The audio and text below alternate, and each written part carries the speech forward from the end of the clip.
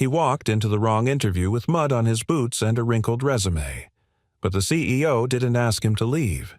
She looked at him like she already knew him, like she'd been waiting for this moment. What happened next would change more than just his future. Before we dive into this heartfelt journey, if you enjoy stories about kindness, unexpected second chances, and the quiet power of doing the right thing, don't forget to subscribe.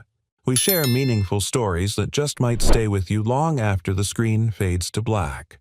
Let me know if you'd like a version in voiceover style or with a more emotional tone for narration. A single dad applied for the wrong job. But the CEO said, "I never forgot what you did that night." The rain was relentless that morning, hammering down on the cracked windshield of Jake Dawson's aging truck like it held a personal grudge. He wiped a circle clear with the sleeve of his flannel shirt and squinted through the drizzle at the glass and steel high-rise looming ahead. It didn't look like a place that welcomed people like him, but today he had to try. He turned to his daughter in the back seat, still asleep in her car seat, bundled up in an oversized hoodie. Emma stirred her lashes, fluttering, and Jake leaned back to kiss her forehead. "Just 30 minutes, kiddo," he whispered. "I'll be back before your second muffin wears off." He pulled up the hood on his jacket, grabbed the worn manila folder holding his resume, one page mostly oil-stained, and stepped out into the storm. Inside the lobby, the air smelled of citrus polish and confidence. Jake's boots squeaked with each step on the marble floors as he searched for the directory. The board that had once shown floor listings now lay on the floor, knocked over with arrows and labels too soaked to read. He looked up at the empty reception desk. No one in sight. He pulled the crumpled text message from his pocket. "Interview for custodial position, 10 Surudoyem, 17th floor." He jabbed the elevator button and rode up, feeling the distance grow between himself and the life he knew. At floor 17, he stepped out into a narrow hallway where 2 glass doors stood wide open. Inside, a sleek conference room buzzed with tension. Well-dressed men and women sat around a polished walnut table, flipping through portfolios, sipping from tumblers of what was probably cucumber water. Jake hesitated. Then a young woman with a headset stepped out from a side room, her eyes darting toward him. "You're here for the EA interview, right?" she asked, clipboard in hand. "EA." Jake froze. "Executive assistant, I think," so he stammered, unsure. She glanced down at the list, frowned slightly, then motioned. "Have a seat. The CEO will be with you shortly." Jake slid into the only empty chair next to a man in a tailored navy suit who glanced at Jake's faded jeans and let out a soft, judgmental breath through his nose. Jake fumbled with his resume folder, wishing it were at least dry. He shouldn't be here. He was about to get up and walk out when the glass door opened. She entered like the storm had stopped for her. Sharp charcoal suit hair pulled into a low knot, eyes that could stop a room, and they did. Every candidate straightened. Some smiled, others cleared throats. Jake didn't move. He couldn't, because the woman standing at the head of the table, the CEO, was staring straight at him, and she wasn't blinking. Her lips parted barely as if to say something, then closed again. Her knuckles whitened around the folder in her hand. Jake shifted in his seat, confused. Had he offended her? Did she recognize him? But that wasn't possible. She blinked just once, then turned to the room. "Thank you all for coming," she said smoothly, voice polished and practiced. "Before we begin, I'd like to hear from—" She looked straight at Jake. "You. Let's start with you." The man in the navy suit flinched. Jake looked around.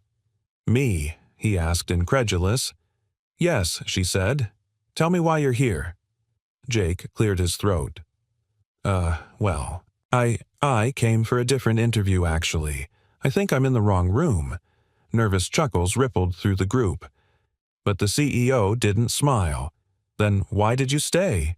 Jake hesitated, then said, "Because I promised my daughter I'd try every door today, even if it wasn't meant for me." Silence. The navy suit shifted uncomfortably. Someone coughed. Marissa Lynn, though Jake didn't know her name yet, set her folder on the table. "That's a good answer." She looked around at the others. "He came for the wrong job." and he's the only one who said anything real. A few jaws slackened. I'll be conducting individual interviews, she said. Starting with Mr. Dawson, he replied, stunned. Jake Dawson. She gave the smallest nod. Mr. Dawson, if you'll follow me. Jake stood clutching his damp folder like a lifeline and followed her down the hall. He glanced back once to see several candidates staring at him like he'd walked in with a golden ticket. They entered a corner office with floor-to-ceiling windows blurred by rain. She closed the door behind them and stood with her back to it, silent. Jake shifted awkwardly. I really am sorry. I must have— Do you remember me? She interrupted, her voice a little softer now. 7 years ago, under a streetlight, a gas station off Highway 22. It was raining. Jake frowned, sifting through the fog of memory. There was a girl sitting on the curb. She continued, her voice trembling, just slightly. She hadn't eaten in 2 days. She thought no one would notice if she disappeared. But then a man stopped. He gave her his only coat. He didn't ask her name. He just said— Jake's lips moved without thinking. Don't return it. Just pass it forward someday. She exhaled sharply as if she'd been holding her breath for years. Jake stared. That was you. Marissa nodded. Her eyes glistened now, but her expression held firm. I never forgot what you did that night, she said. And I don't believe in coincidences, Mr. Dawson. I believe in doors that open exactly when they're supposed to. She walked to her desk, picked up a file, and turned back to him. I'd like you to work with us. Not as an executive assistant. She smiled faintly. That would be cruel. But there's a community outreach project I think you're meant for. Jake blinked, stunned. I don't know anything about outreach, he said. She looked him in the eye. You don't have to. You already saved one life by showing up. Let's see what happens when you show up for more. Jake swallowed hard, and for the first time in a long time he felt the storm outside begin to ease. She was cold, wet, and invisible. That night, 7 years ago, the rain had come down like judgment. Heavy, unforgiving. The kind that soaked through even the thickest resolve.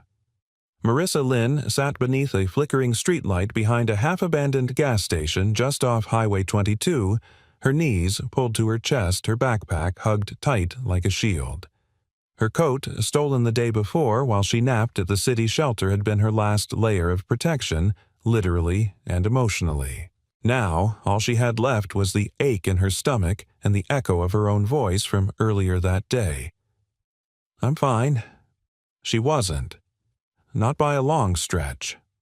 At 27, with a psychology degree, she couldn't afford to finish No Family, No Friends left from the foster system and a job lost after one sick day. Too many Marissa had become what she feared most disposable. And that night she wasn't planning on seeing another sunrise. The air smelled of diesel and stale sugar. Somewhere in the distance a truck roared past without slowing. The world had no idea she was here and even less interest in finding out. Then headlights. They pierced the storm like a miracle or a warning. A rusted old truck slowed near the curb. Marissa tensed, ready to run. But she didn't. She didn't have the energy. Or maybe she didn't care anymore. The engine cut. A man stepped out. She remembered the sound of his boots, first scuffed heavy familiar somehow. Not the calculated click of someone about to lecture her, not the lazy stomp of a drunk. Just footsteps. Real ones. He wore jeans, a flannel shirt beneath a damp utility jacket. No umbrella, no badge, no question. Evenin', he said gently, hands in pockets, not moving closer. Didn't mean to startle you. Marissa looked up but said nothing. He was maybe in his early 30s. Blue eyes under a cap, pulled low with a voice that didn't ask anything of her. You need help, he asked after a beat. Not like a cop, not like a preacher, like a person. No, she croaked. He nodded like that was fair, then started walking back toward his truck. But halfway there he paused, removed his jacket, walked back and held it out. It's not new, but it's warm. She blinked up at him. I'm not some charity case. No, he said softly. You're someone sitting in the rain." She hesitated. She wanted to say no, wanted to cling to some form of pride, but her body betrayed her, shivering hard enough that her teeth clicked. She reached out, barely touching the fabric, expecting him to let go. He didn't. "Don't give it back," he said. "Just pass it forward. Someday." Her grip tightened, and just like that he let go and turned away. She stared after him, stunned. "Wait," she called almost involuntarily. "What's your name?" He opened his truck door but didn't get in. Over his shoulder he answered Jake, and then he was gone, swallowed by rain and night. She wore that jacket for the next 2 years, even after she'd found a job, even when she'd moved into a basement room with heat. Even as she began to rebuild her life piece by piece, it was always with her. Not because she needed it, but because it reminded her of something she'd nearly lost forever. Hope. Not the loud kind. Not the kind that came with speeches or banners, but the kind that showed up quietly, handed you a coat, and didn't ask for anything in return. Back in the present, Marissa stood in her office staring out into the rain that mirrored the one in her memory. But this storm felt different now. Jake Dawson was back in her life, and he had no idea what he'd done for her that night. She still remembered the weight of his coat on her shoulders, the warmth, the dignity he gave her by not asking what she was doing out there, by not judging, by not offering advice or pity. That coat had made her feel seen. And now, 7 years later, he stood in her boardroom thinking he was there for a janitor's job, completely unaware that he had been the turning point in someone else's story. Marissa moved to her bookshelf, opened a small cedar box, and pulled out the coat. It was still there, worn a little torn at the sleeve, but folded neatly, preserved like a relic. She pressed her fingers into the fabric and closed her eyes. It wasn't just nostalgia. It was responsibility. She had built an empire of mental health support tools, a tech platform that connected struggling individuals with counselors and peer resources now used in 5 states and backed by major investors. But none would have happened if a mechanic hadn't stopped in the rain that night and offered her something more than warmth. Humanity. And now that same man was here trying to find work to support his little girl. She saw the frayed cuffs of his shirt, the quiet desperation in his eyes, the kind that can't be faked. The same eyes that had looked at her back then with no judgment, no agenda, just kindness. She wouldn't let the world pass him by the way it had almost passed her. Downstairs, Jake waited in the building cafe, a free coffee in hand. He hadn't asked for feeling out of place. Still unsure why the CEO herself had asked to see him. Still wondering if this was all some kind of cosmic mix-up. He looked out at the rain, his fingers tightening around the cup. Emma's face flashed through his mind, her sleepy smile that morning, the way she'd said, "You can do it, Daddy," like it was a magic spell. He had to find something. Anything. For her. But something about the woman upstairs had stirred something deep in him. The look in her eyes. Like she wasn't seeing a stranger. Like she was remembering something. He just couldn't figure out what. Not yet. But the storm both outside and within was far from over. The storm had eased by the time Jake stepped into the elevator again, but something inside him still churned like thunderclouds over open plains. He clutched the lukewarm coffee cup, though he hadn't taken more than a sip. His hands were too busy with nerves. He didn't belong here, and he knew it. Not on this floor, not in a glass tower filled with digital wizards and polished people who wore confidence like armor. He was a grease-stained mechanic with a rusted truck, a single resume, and a daughter who still thought he could fix anything. The elevator doors opened to the executive level where Marissa Lynn was already waiting. "Hope you like elevators," she said, a wry smile touching her lips. Jake chuckled awkwardly, unsure whether he was being welcomed or escorted out. "I figured I'd be on my way by now." Marissa nodded toward the corridor. "Come walk with me." They passed open offices, people speaking in hushed tones over headsets, glowing monitors reflecting in glass. Jake tried not to glance too long at any one place. He felt like a man drifting through someone else's dream. Finally, they entered a quieter room, still elegant but warmer. Wood panels, indoor plants, a long table littered with folders, mood boards, and sticky notes. A whiteboard bore the words Community Outreach, Winter Initiative. "This is where I think you belong," Marissa said simply. Jake blinked.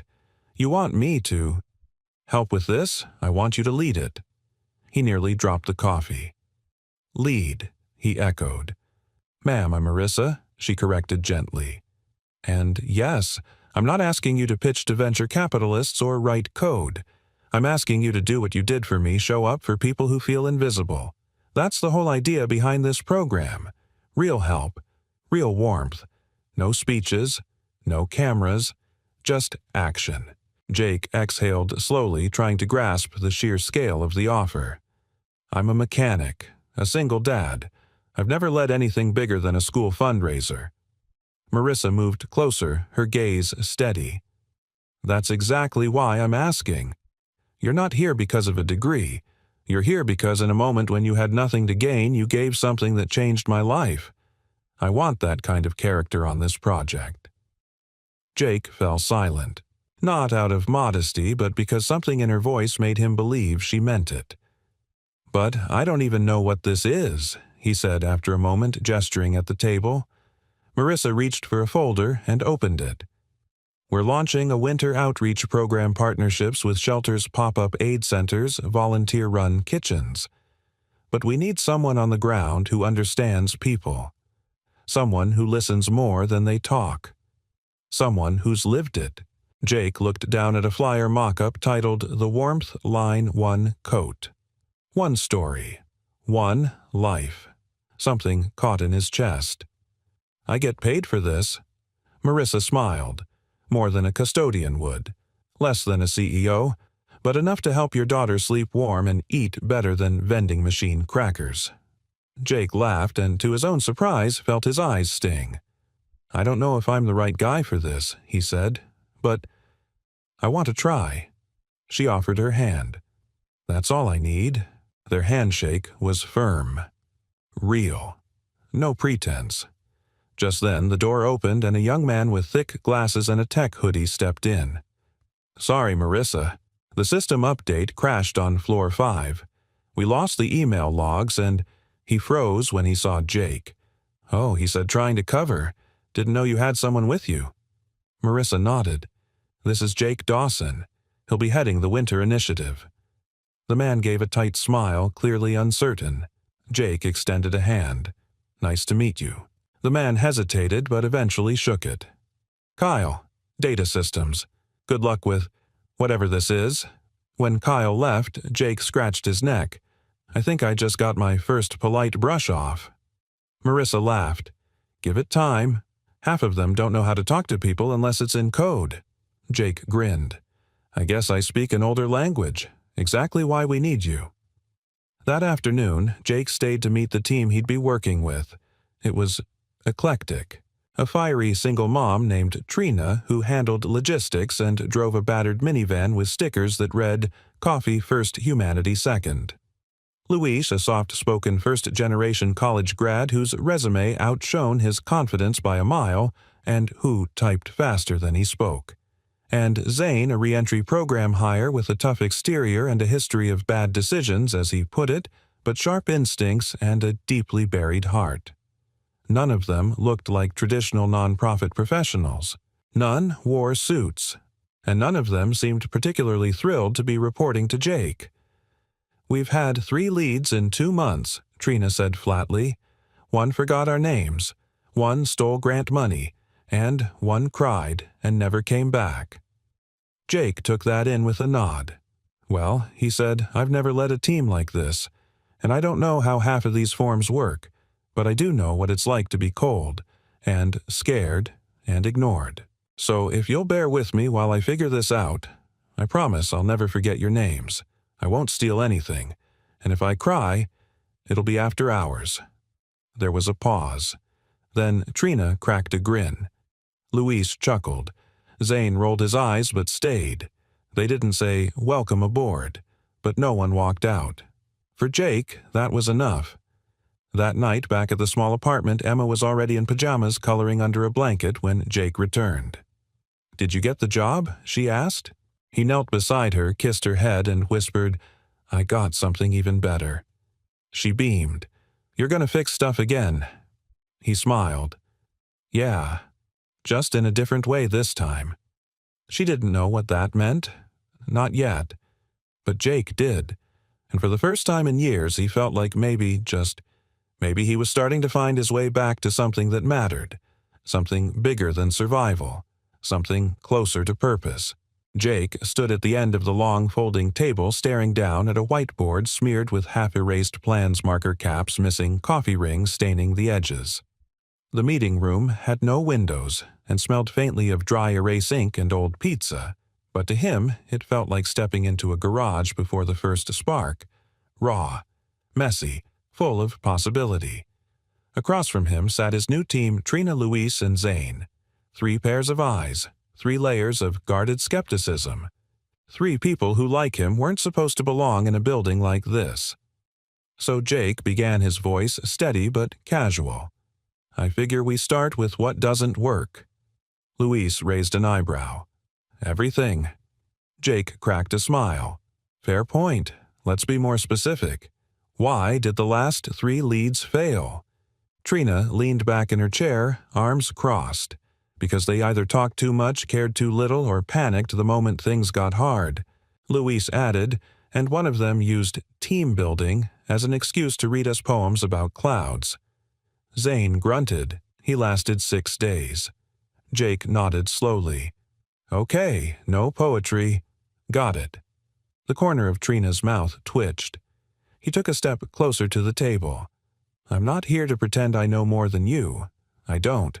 I've never run a community initiative. I'm a mechanic. I know how to fix engines and pack school lunches. But I've been broke scared and overlooked. And I know what it's like to need a hand and get a lecture instead." The room stayed quiet, but something softened almost imperceptibly. Jake gestured to the board. "We've got 4 weeks to launch this thing. The Warmth Line. That means we need coat drives, distribution centers, pop-up shelters, and volunteers who won't vanish when it gets cold." Luis tilted his head. "You want us to start from scratch?" Jake shook his head. "No, I want us to start from real. What's already working out there? Who's already doing good and getting ignored?" Trina finally uncrossed her arms. "I know a guy in East Portland who runs a food truck that feeds homeless vets. Doesn't advertise, doesn't ask questions. He just shows up." "Perfect," Jake said. "Let's visit him." Zane spoke up, his voice rough.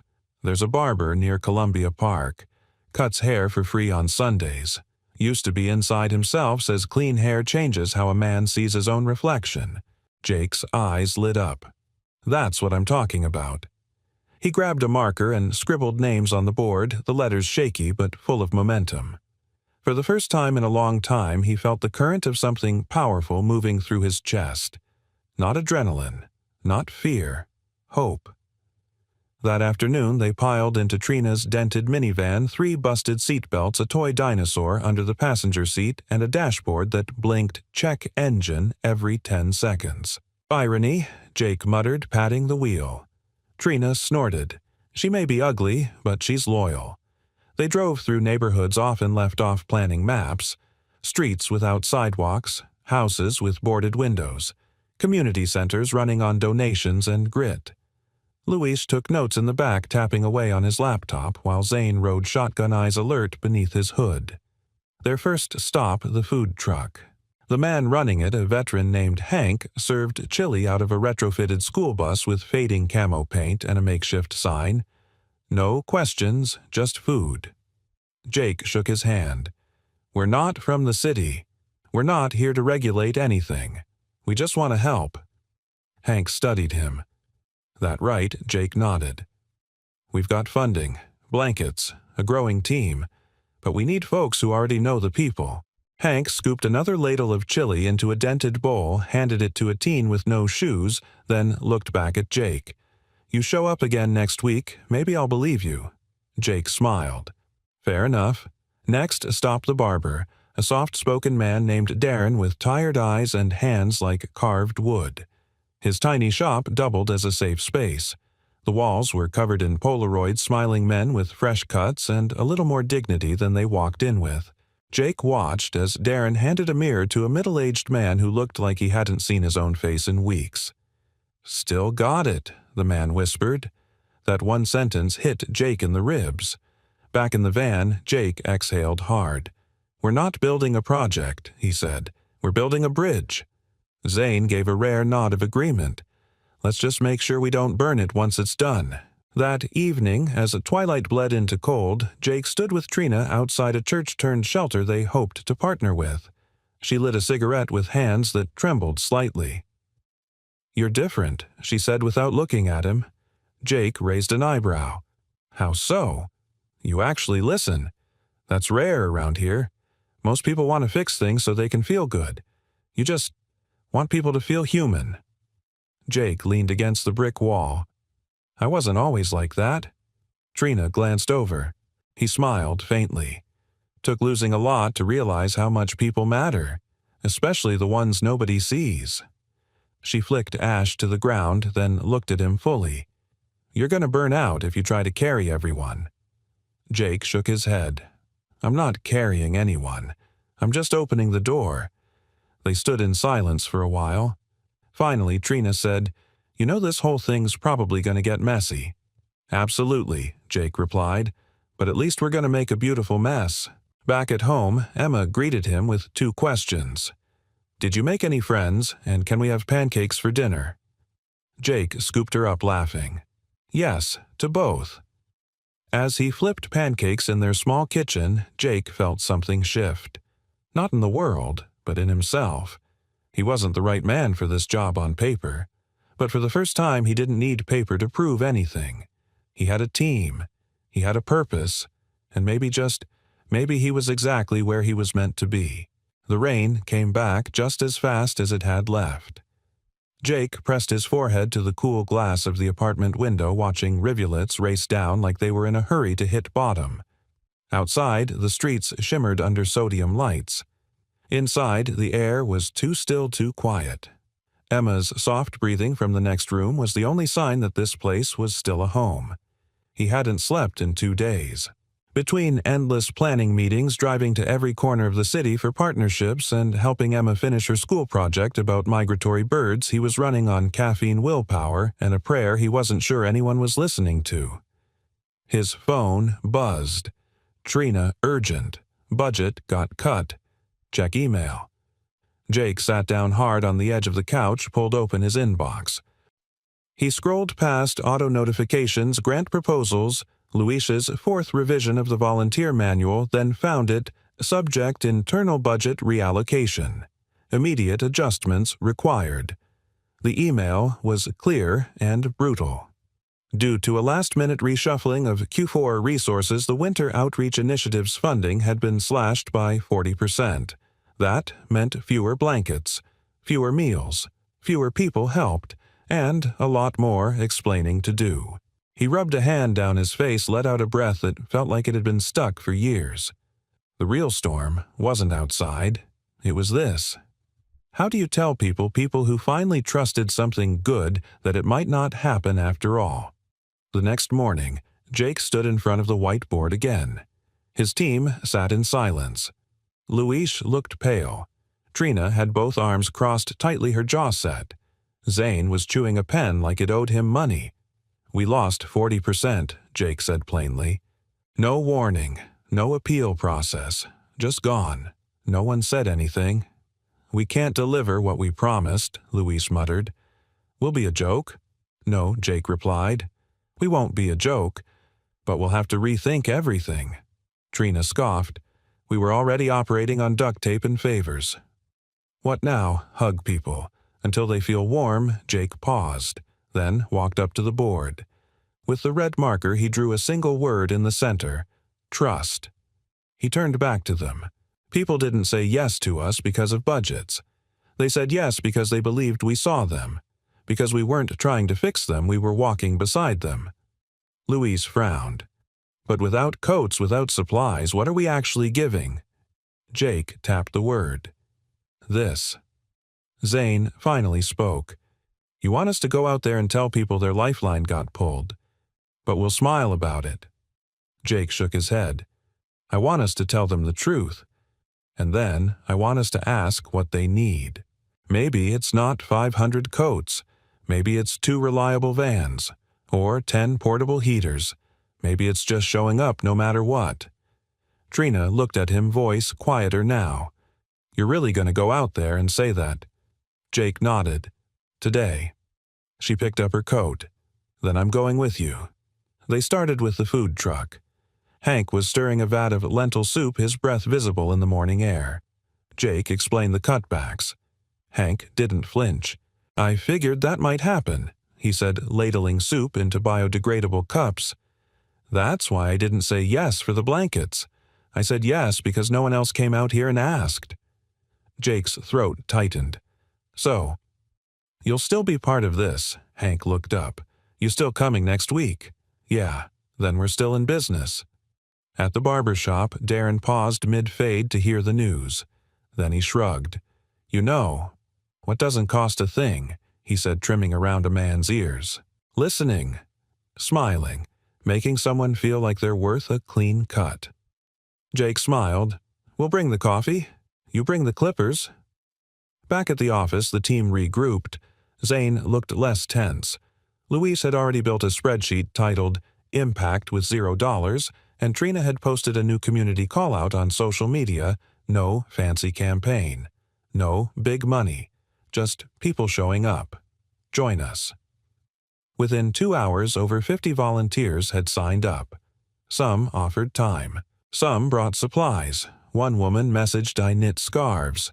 I'm not fast, but I don't stop." Jake couldn't stop smiling. They weren't losing momentum. They were gaining movement.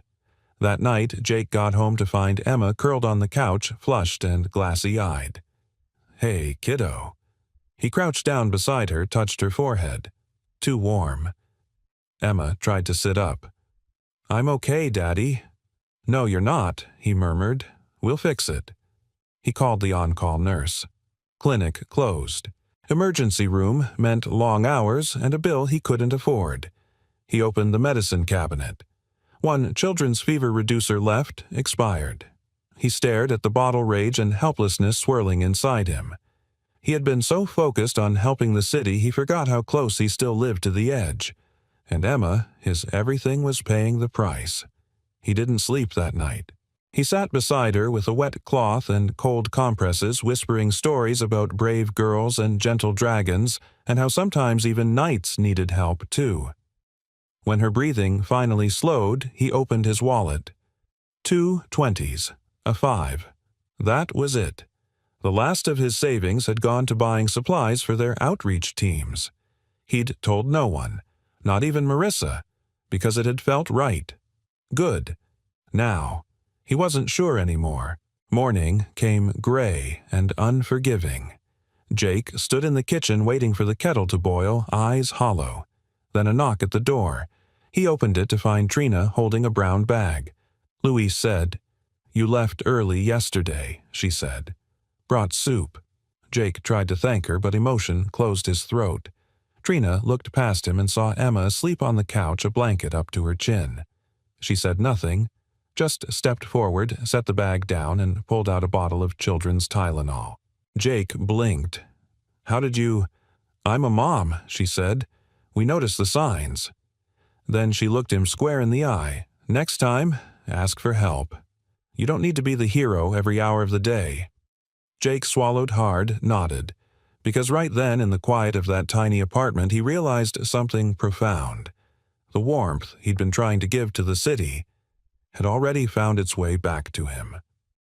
The city was wrapped in fog that morning, soft and heavy like a memory. Marissa stood in the quiet of her private office, the soundproof walls blocking out the hum of emails, meetings, and polite chaos beyond the glass. In her hands, she held something that didn't belong to the world she now commanded.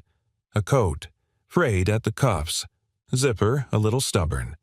The color, once a deep brown, had faded to something closer to warmth than pigment. Folded neatly in her cedar-lined keepsake box, the coat smelled faintly of old denim and winter air. She hadn't touched it in years. Not because she forgot, but because some things are too sacred for everyday handling. Yet now, with Jake Dawson back in her orbit, the coat seemed to radiate through the wood like a heartbeat she hadn't noticed in years. She laid it gently on the conference table, running her fingers over the stitching. 7 years. 7 long years since the night she nearly disappeared. Not in the literal sense, but in the deeper, quieter way that people vanish when no one sees them, when no one speaks their name. That night she had sat under the flickering streetlight with soaked jeans, an empty stomach, and a soul that no longer believed in doors that opened. Until a stranger walked up and offered her warmth. No strings, no name, no sermon. Just the words that had burrowed into her chest and stayed there. Don't return it. Just pass it forward someday. She had lived those words every day since. The company she built. The programs they launched. Every anonymous scholarship, every emergency shelter, every late-night text line for someone who didn't want to face morning. It all began with that coat. And the man who'd given it without hesitation now sat 3 floors below, leading a team with zero ego and infinite heart. Jake still didn't know what he'd done for her. Not really.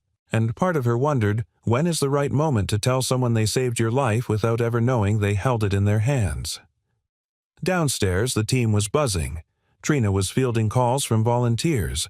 Luis was organizing new inventory donations that had somehow tripled overnight. Zane, surprisingly, was building makeshift shelving in the basement for winter gear with the quiet focus of a man who never wasted movement. And Jake. He was hunched over a folding table helping a shy high schooler write her name badge. She wanted to volunteer but was scared of speaking in public. Jake sat beside her talking in soft tones, letting her take her time. He didn't teach. He didn't lecture. He just was. And people bloomed near him because of that. Marissa watched from the hallway, the coat folded in her arms. She hesitated, then stepped back before he could see her. Not yet. She needed him to see it through her, not for her. Later that day, Jake found a package on his desk wrapped in simple brown paper. No card, no note. Inside was the coat. The same coat he'd forgotten ever owning. The stitching was still loose on the left sleeve where he'd caught it years ago fixing a stranger's engine. His breath caught. He turned it over in his hand slowly as if memory might spill out of the lining. Emma's voice echoed in his mind from the night before. "Daddy, you're gonna fix stuff again." He smiled faintly. Maybe that included the parts of himself he thought had worn too thin. That evening, Jake met Marissa in the company's small cafe just as she was finishing a call. She looked up, saw the coat over his arm, and smiled. "You kept it," he said softly. She nodded. "Of course. I didn't even know I'd given you something that mattered." Marissa looked at him, eyes clear but full. "That's the thing about real kindness, Jake. It matters especially when you don't know it does." He sat down across from her. "Why didn't you say anything sooner?" he asked. When we first met again, she hesitated. "Because I wanted you to show me who you are now, not just who you were that night." Jake tilted his head. "And you're still him," she said. "But more.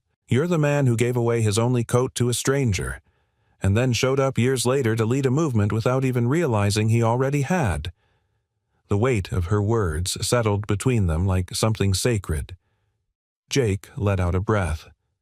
That night, I remember thinking, I can't fix her life, but maybe I can fix that moment for her. "You did," she said, "and now you're helping fix 100 more." He looked down at the coat. "I didn't know it still had a job to do." Marissa leaned forward. "It's not the coat, Jake.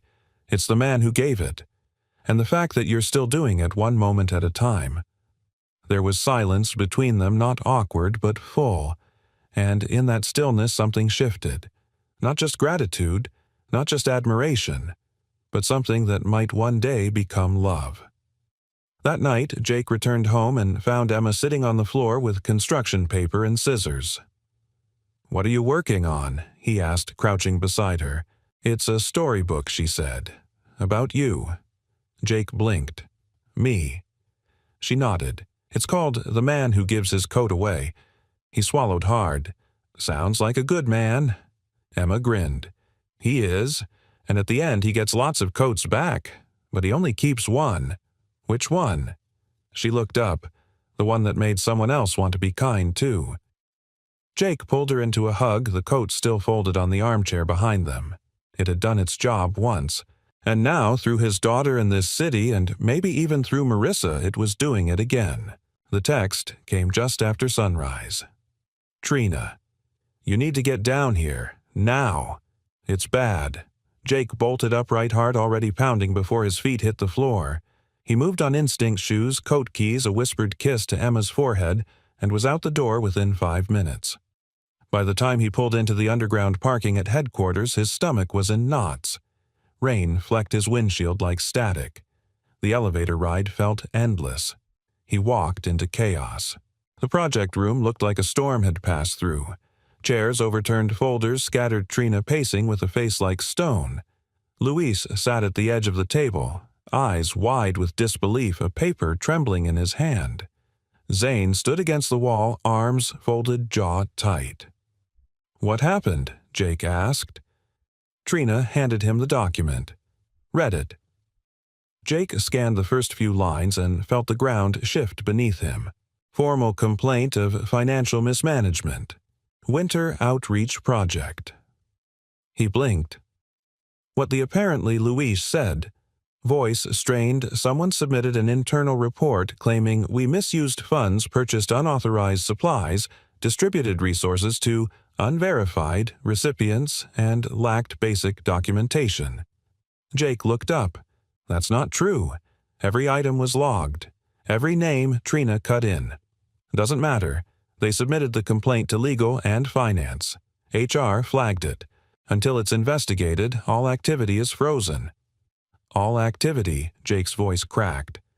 Zane nodded once. No vans, no volunteers, no distribution, nothing. Jake gripped the edge of the table. Who filed this? Luis hesitated. We're not supposed to know, but the document ID traces back to Kyle. Jake blinked. The systems guy, Luis, nodded. He's been skeptical since day one. Probably thinks we're amateurs playing non-profit. Jake stepped back, running a hand through his hair. We are amateurs, but we've done more in 3 weeks than most programs do in a year. Trina's voice dropped. And that might be the problem. They all knew it. They'd built something real, visible, powerful, and not everyone liked that. Later that morning, Jake stood in front of a long conference table in legal's corner suite, a stark room with glass walls and cold lighting. Marissa wasn't there. She was reportedly in a board meeting with investors. Jake stood alone, facing 2 members of legal and 1 from compliance. They asked questions with clipped precision. Were you aware you purchased space heaters outside the approved vendor list? Did you allow volunteers to distribute goods without background checks? Why were coats given out without a signed intake form? Jake answered every question truthfully. Yes, he bought heaters on sale because the approved vendor cost double. Yes, he allowed trusted volunteers to distribute supplies in person. No, he didn't get a signature from a woman carrying a toddler with frostbitten fingers. The room fell quiet. Finally, one of them said, "We understand your intentions, Mr. Dawson, but intentions aren't policy." Jake leaned forward. Tell that to the people sleeping under bridges tonight. He didn't wait for a response. He walked out unsure whether he'd still have a badge by the end of the day. Upstairs, Marissa burst into the hallway as soon as she got the message. Why didn't someone tell me sooner? She snapped, already moving. Trina met her by the elevator. We tried. You were locked in with board reps. Marissa turned on her heel, eyes flashing. They're freezing the program. They froze, Jake Trina said. Same thing. Marissa pressed the elevator button. Not for long. Jake stood in the rooftop garden and overlooked a space on the 21st floor that he'd found during his first week. A place to breathe when the weight of the world grew too heavy. He wasn't angry. He was exhausted. He thought about Emma's drawing, the man who gives his coat away. Would he have to explain to her tonight why the man got fired? The door behind him opened. I should have been there. He turned. Marissa stood a few steps away, wind catching her hair, her heels silent on the wet tiles. You couldn't have known, Jake said quietly. I should have, she insisted. You were out there doing the work we built this company to support, and they tried to punish you for caring too much. He looked down. Policy doesn't care about kindness.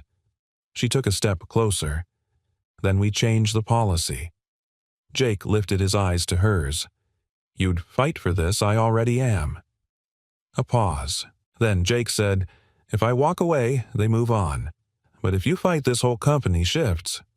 Marissa's voice softened. Then don't walk away yet. Give me 24 hours. He nodded. All right. She started to go, then paused. Jake. Yeah. She hesitated. Do you regret it, giving that coat away? He gave a tired smile. Every day I thought I'd never get it back. She blinked. Jake shrugged. But now, I think maybe it was never meant to come back. Maybe it was meant to keep going. He turned toward the city below, lights blinking through the drizzle. And for the first time since the complaint hit, he didn't feel alone. That night, Jake returned home bone-tired but lighter somehow. Emma ran up to him in her socks. Did you help someone today? He scooped her into his arms. I tried. She giggled. Then you win.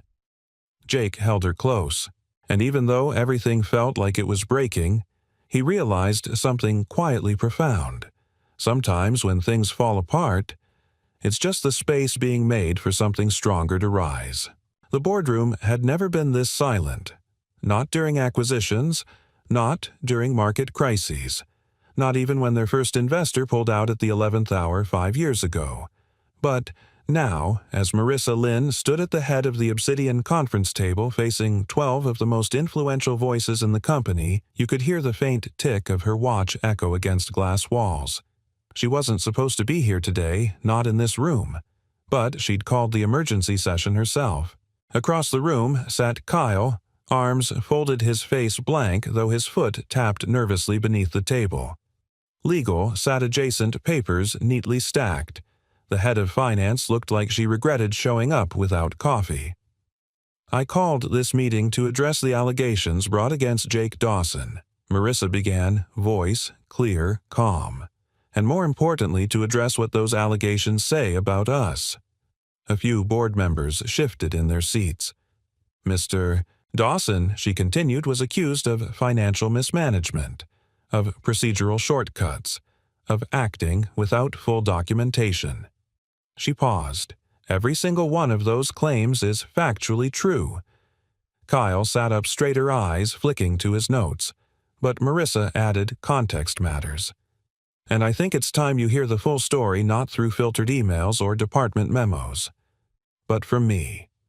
She took a breath, and then she told them about the night 7 years ago, about the coat, about the man who gave it to her without knowing her name, without expecting anything in return, about how she'd sat under a streetlight ready to disappear, and how that moment of kindness pulled her back from the edge. She didn't cry. She didn't dramatize. She just told the truth, and the room fell into reverent stillness.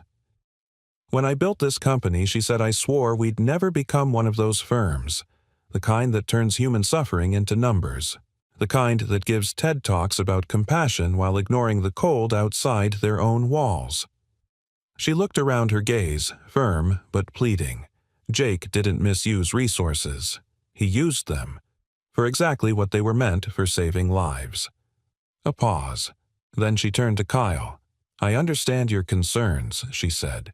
You followed procedure. But if this company punishes people like Jake for acting out of empathy, then we've already failed. Not legally, but morally. Kyle looked down. One of the older board members, a silver-haired woman named Evelyn Garrison, cleared her throat. I lost my husband to the cold, she said quietly. He was a veteran, slipped through every crack in the system. The room turned to her. If someone like Jake had been there, Evelyn continued, maybe I wouldn't have spent the last Christmas identifying him through a necklace chain. Her voice trembled. We need more people like him. A silence followed, heavier than judgment, truer than policy. And then, one by one, the board members began nodding. The head of finance folded her hands. "We'll reinstate the funding and update protocol to allow emergency discretionary spending with proper after-action documentation." Legal added, "The complaint will be expunged. No record, no delay." Kyle opened his mouth, then closed it again. Marissa nodded once. "Thank you."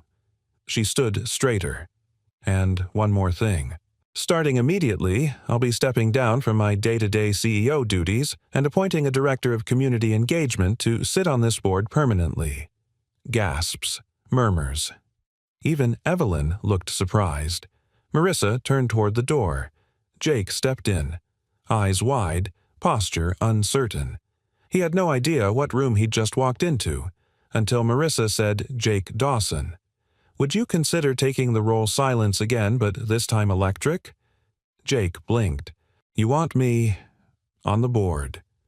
"You've already been leading Hearts," Marissa said gently. "Now I want you helping lead Direction." Jake looked around. These weren't his people. They wore suits worth more than his truck. They used words like scalability and Q1 forecasting. But then he thought about Emma, about the kids they'd helped, about Trina and Luis and Zane showing up every single day. He thought about the coat, and the moment under the streetlight. "I'm not a businessman," he said. "Good," Evelyn replied. "We've got plenty of those." Jake smiled. "All right," he said, "let's do some good." Later that day, as the reinstated team returned to the office, Trina rushed in first, waving a paper in the air. "We're back." Baby Luis followed behind, grinning. "Got 6 new volunteers already queued up. Word spreading like wildfire." Zane gave Jake a subtle nod from the corner. "Heard you made it upstairs." Jake chuckled. "I didn't mean to." Trina clapped him on the back. "That's the only way it ever works." That evening, Marissa found Jake on the rooftop again, leaning against the railing. "You okay?" she asked. He nodded slowly. "I keep thinking how close I came to walking away. If you hadn't stepped in—" "You did walk away," she interrupted, "for the right reasons. But you came back. That's what matters." Jake turned toward her. "You didn't have to fight for me." "Yes," she said, stepping closer, "I did." A long pause. Then she added, voice softer now. "You saved my life, and today you helped me save something bigger than both of us." Their eyes met. The wind lifted her hair. He didn't speak. He just held her gaze. And in that still moment beneath the clouds above the city, something passed between them. Not just gratitude, not obligation, but trust. Real, quiet, undeniable. Down below, the lights of the Warmth Line office flickered on again. And the city, cold as ever, broken as always, felt just a little more human. The first snow of the season arrived quietly. It fell in hushed flurries, drifting past the windows of the outreach center like feathers from a sky that had finally taken a breath.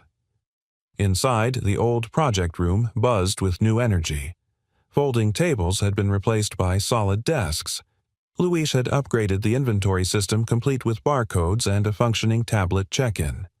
Zane had mounted wall shelves built by hand. And Trina had created a thank you wall filled with Polaroids from the field kids in new coats, veterans holding hot meals, strangers hugging near fire barrels. It was no longer just a project.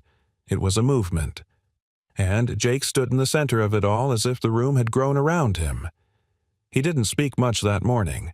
He didn't have to. He just moved through the space like someone who had finally found home, not the kind with a mortgage, but the kind built from purpose. Marissa watched him from the doorway. There was something different in his expression lately. Less strain in his brow, less weight behind his shoulders. The man who had once sat in a mismatched chair holding a water-stained resume now walked like someone who knew his worth and used it for others. And yet a quiet uncertainty still lingered beneath his steady calm. Marissa stepped in. "Busy morning," she said. Jake turned, offered her a small smile. "It's finally working. Feels like the engine's running smooth." Marissa tilted her head. "Which is why I need to talk to you." He froze just slightly. She stepped closer and held out a folder. Thick, formal, his name typed across the front in bold lettering. Jake took it brows-knitting.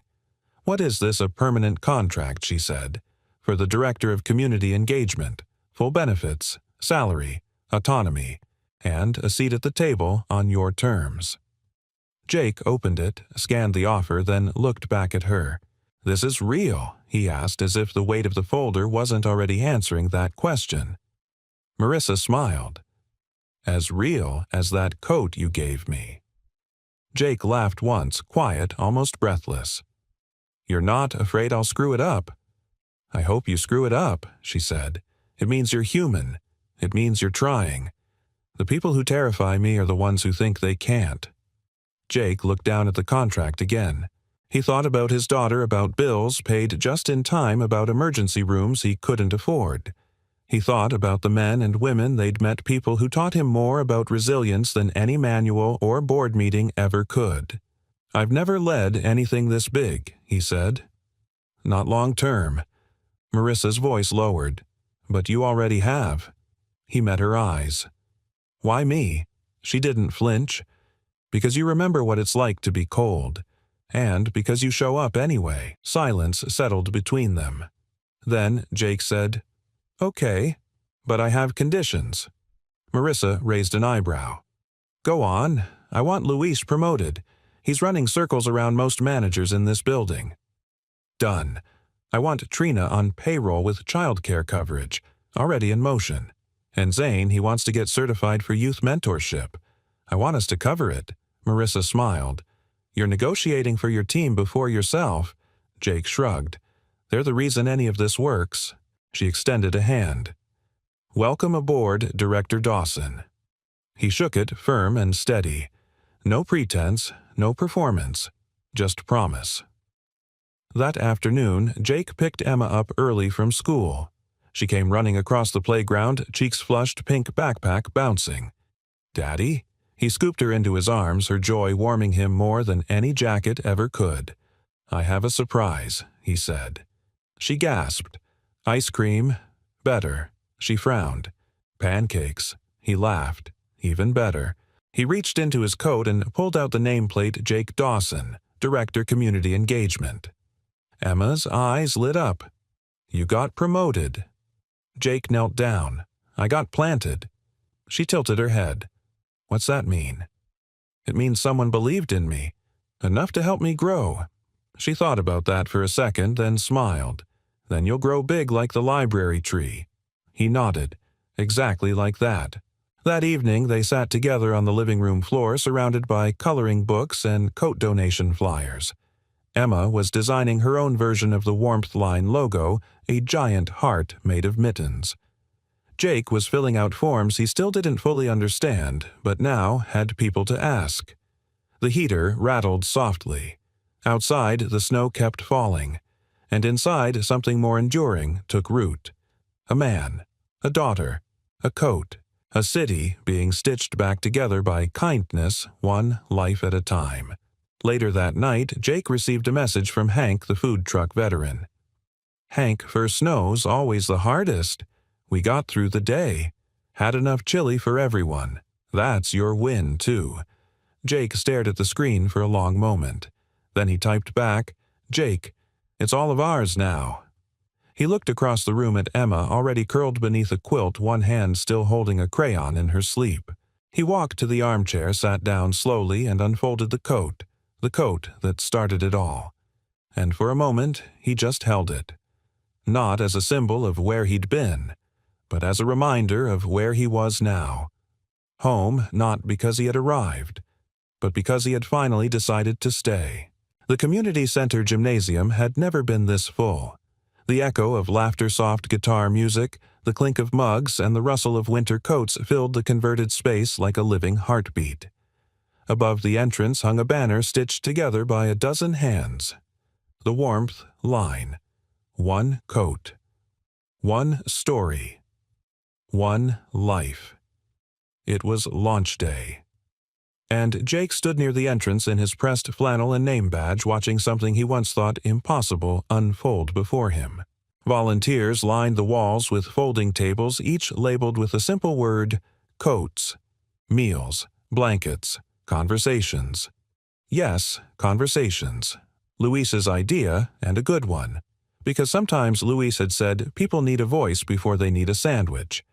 There were handmade scarves from a local knitting circle.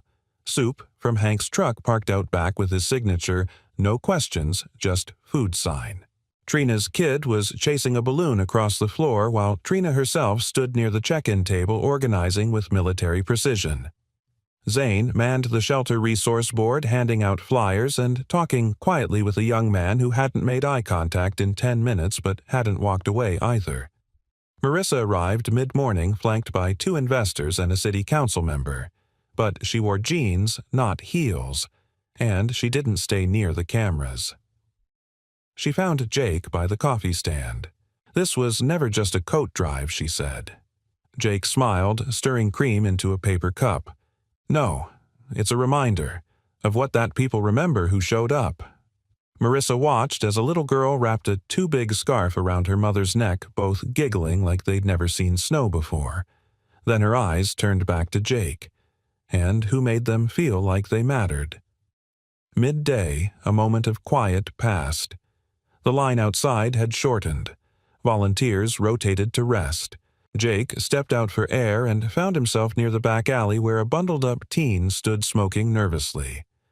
"Hey," Jake said gently. "You all right?" The boy startled, dropping the cigarette. "I wasn't stealing anything, I swear." Jake raised his hands. "Didn't say you were." The kid looked about 15 too thin for the oversized hoodie he wore. He kept glancing toward the parking lot like he might bolt. "You hungry?" Jake asked. "No handouts," the boy muttered. Jake nodded. "Fair. I'm not offering one. I'm offering a job." The teen blinked. What kind of job? Jake reached into his coat pocket and handed him a flyer. "Tomorrow morning. Warehouse help. Sorting coats and supplies, pays hourly. No ID needed the first week. We'll help you get that later." The boy stared at the flyer like it might vanish. Jake added, "You show up, I'll make sure there's a hot breakfast." The teen's voice cracked. Why would you do that? Jake thought for a moment. Because once I was standing in the rain and someone gave me something when I didn't ask. I didn't earn it, but I didn't forget it either. The kid didn't answer, just shoved the flyer in his pocket and walked away fast. Jake didn't follow. He knew sometimes it took more than one offer to land. By late afternoon, the conversation table had drawn its own crowd. Former clients turned storytellers, people sharing the moment they felt seen again. One man spoke about a coat he was given 5 years ago. A woman described how a single kind word in a bus station stopped her from stepping in front of traffic. A volunteer wrote their stories on index cards and clipped them to a string near the exit. By the end of the day, it stretched from one wall to the other. Jake stood beneath it, reading the names and moments strung like lights. Then he saw it. A card, written in shaky penmanship. He gave me a coat under a streetlight. Didn't ask for my name. Just said, "Pass it forward." I did. And now he's here doing it again. M.L. His throat tightened. He didn't need to turn around to know she was standing behind him. "I didn't want to frame that one," Marissa said softly. "It needed to stay here, with the others." He turned. She wore the same soft expression she had the day she'd told him the truth, but something in her gaze was different now, less guarded, more open. "People keep thanking me today," Jake murmured, "but all I did was show up." Marissa shook her head. "No, Jake. You stayed. That's harder." A pause, then she reached into her pocket and held out something small, an envelope. He opened it slowly. Inside was a photograph of a younger Marissa, sitting under that streetlight, coat wrapped tight, face pale and drawn, but her eyes already showing the beginning of fight. Jake stared at it. "Someone at the gas station took that," she said. "Security footage, I think. They gave me a copy later. I never knew what to do with it."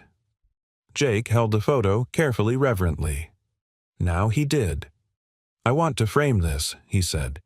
"Put it next to the very first coat we distribute next winter." She smiled. "Then let me write the caption." They stood quietly for a while, the laughter of children and the hum of purpose behind them. Then Marissa took his hand. "Come with me," she said. "To where?" "To see how far this thing can go." Jake didn't hesitate.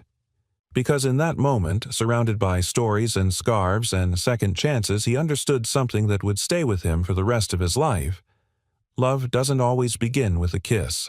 Sometimes it begins with a coat. 1 year later, the streetlight still stood where it always had. Tucked behind the old gas station off Highway 22, it flickered like a stubborn heartbeat against the night, casting its familiar circle of amber onto cracked concrete and wind-blown leaves. Most drivers passed it without noticing, just another forgotten corner of the city. But not tonight. Jake parked a little farther down the road, engine ticking as it cooled in the crisp December air. The heater had barely worked on the drive, but he didn't mind. Emma sat beside him now, 7, wrapped in a puffy blue coat and a knit scarf that had warmth lines stitched in pink across the edge. She bounced her legs as she peered through the windshield. "Is this it?" she asked. Jake smiled. "This is it." He got out, walked around to help her down, and they approached the streetlight together, father and daughter, past and future. Emma clutched a small brown package wrapped in twine. "What do you think it'll look like?" she whispered. Jake looked around. Quiet, but important.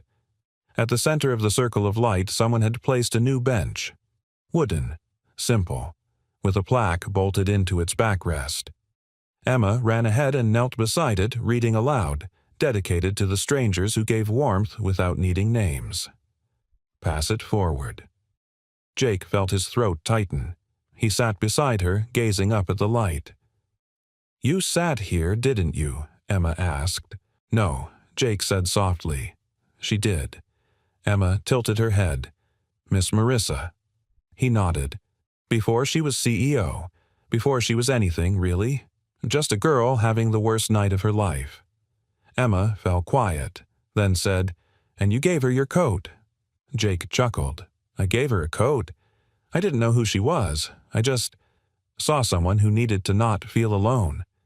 Emma looked up, "Like how you saw me when Mom got sick." Jake turned to her, eyes soft. "Yeah, just like that." She laid the package on the bench. "Should we leave it?" Jake raised an eyebrow. "What is it?" Emma smiled proudly. "It's a coat. My favorite. It still fits, but I want someone else to be warm." Jake reached over and squeezed her hand, words failing him. She leaned her head against his arm. Above them, snow began to fall, not heavy but gently, like the sky was blessing the earth one flake at a time. Earlier that day, the Warmth Line team had finished their final winter shipment. Over 3,000 coats, hundreds of blankets, hygiene kits, and care packages sent across the state. The team had grown. Luis now trained new outreach coordinators. Trina had launched a program for single moms in transition.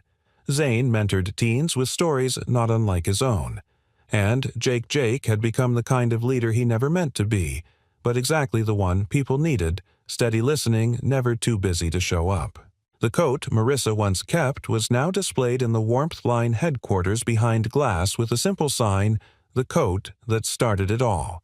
But everyone knew it wasn't the fabric that made it sacred. It was the act. The choice to give when no one was watching. The belief that kindness matters even when you never see what comes of it. Back at the streetlight, Emma stood and brushed snow from her sleeves. "Do you think someone will find it tonight?" she asked, nodding to the package on the bench. Jake looked around. A car slowed in the distance. The world felt still but full of movement just beneath the surface, like compassion waiting for a chance. "I think someone already has," he said. They walked back to the truck in silence, their footprints trailing behind them like breadcrumbs for the next heart to follow. Jake opened the passenger door for her, then paused. From the corner of his eye, he saw someone stepping into the light. A woman, wrapped in a thin sweater, hands tucked deep in her pockets. She stared at the bench, then slowly sat, fingers brushing the twine on the package. Emma looked too. Jake didn't say a word. They just watched as the woman untied the twine and lifted the coat into her arms. She pressed it to her chest, eyes closed as snow landed softly on her shoulders. Daddy Emma whispered, "Look." The streetlight, flickering just seconds ago, burned steady now. Brighter. Almost warm. Jake smiled. "Let's go home," he said. That night, in a small apartment where love hung on every wall and warmth came from more than heaters, Jake tucked Emma into bed and sat beside her a while longer. She reached up sleepily. "Did I do good today?" He nodded, voice thick. "You did beautifully." As her breaths slowed, he sat still, staring out the window at the glowing city skyline. In his heart, he carried no medals, no fortune, no fame. Just a moment, a coat, a light, and the quiet, unshakable belief that sometimes the smallest thing you give becomes the biggest thing someone remembers. Where are you watching from? We love hearing from viewers all over the world. Drop a comment and let us know where you're tuning in from and what part of the story touched you most. If you haven't already, make sure to subscribe so you never miss another story filled with heart, hope, and humanity. Thank you so much for spending your time with us today. Your presence means more than you know. Until next time, stay kind, stay curious, and keep passing it forward.